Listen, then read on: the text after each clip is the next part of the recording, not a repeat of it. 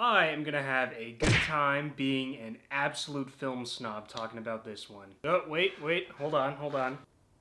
Some of this, maybe some of that. Perfect. Something's still not right. Alright, the flannel, okay. Hold on, I may be onto something here. Boom.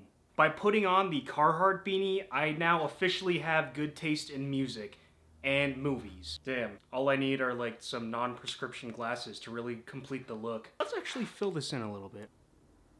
Anyway, so this movie was co-directed by Josh and Benny Safdie, who, in my opinion, are probably the closest thing we have to a contemporary Scorsese. And yeah, that is quite a huge claim to make, but a lot of their work just reminds me of his. And it doesn't necessarily feel like they're copying him per se, it's more like the subject matter they choose and the attention to detail that they have in their movies reminds me a lot of the effect that Scorsese's movies have on most people. A lot of Scorsese's films are character studies, meaning there's an intentional avoidance of a linear, plot-driven narrative, so then you are forced to focus on the main character and all of their antics and questionable behavior. Most of the time, the character represents the darker or less favorable sides of humanity, which always brings about the conversation of the character is a product of their environment, the environment is a product of society, and so on, so on. The Safdie brothers did this in Good Time, and they certainly did it in Uncut Gems,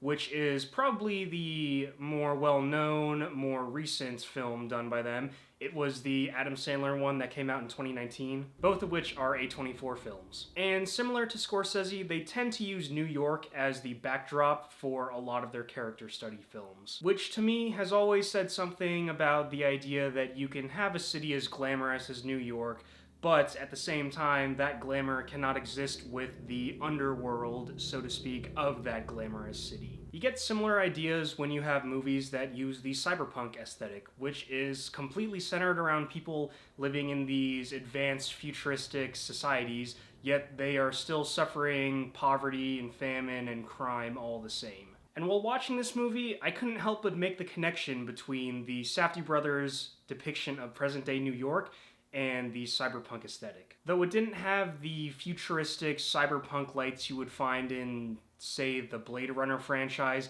it did rely on the super vibrant neon lights you would get from local shops or restaurants around the city. And by creating a New York that is so recognizable to the average viewer, yet so reminiscent of the cyberpunk aesthetic, there's almost this underlying suggestion that the two are actually one and the same. And I thought the Safdie brothers did a great job creating this world because in most character study films, the two important things are the main character and the world that they live in. Because when it's just those two things being brought to the forefront of the movie's attention, you can really get inside the main character's head, explore the world they live in, and see just what really makes them tick. Speaking of characters, let's talk about Robert Pattinson's. You know, I always forget that he's British because of how good he actually is in a lot of his movies. His Twilight days are officially gone, and now he lives on in this movie as the dude who ruins people's lives and then says, "My bad, bro. Can I bum a cig?" But yeah, his character was like the scummiest, most manipulative, slimy dude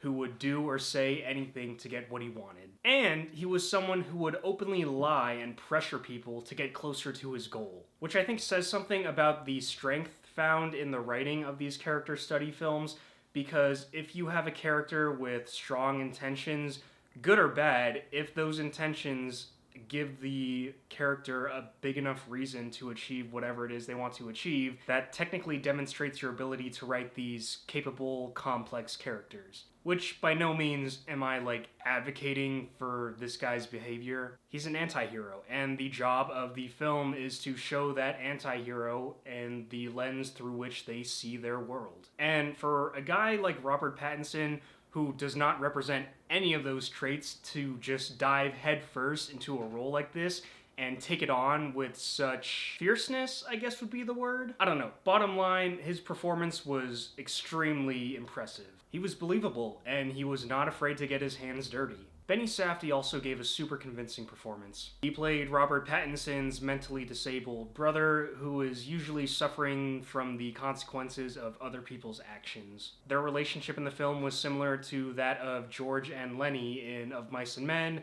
where you had one brother who was just trying to weasel his way through life, and the other brother doing exactly what he would say simply because he didn't know any better. And while we're on the topic of other films that this one reminded me of, I think it's worth noting that the Safdie brothers seem to have some pretty clear influences that went into the production of this one. Again, not like they're copying them, more like they're pulling from them to make a modern counterpart. This movie was like the perfect combination of the brother dynamic that you find in Of Mice and Men, the acid-induced confusion and art of getting sidetracked that is all of Fear and Loathing in Las Vegas, and the critique of a delusional psychopath found in Taxi Driver. And it was like all those three movies just in like one giant melting pot. The Holy Trinity. Anyway, I think this movie will end up being a cult classic in a few years. Like genuinely, I do. You'll either love it for its subtleties, or you'll hate it for everything else. I am personally in the boat of loving it, so I'm gonna give Good Time an 8.5 out of 10. I thought it was just a fantastic movie, put together really well, but I would not watch it again, like, voluntarily. Unless someone asked me to, then I would be like, fine. So, let me know what you think. Agree, disagree, whatever. Later.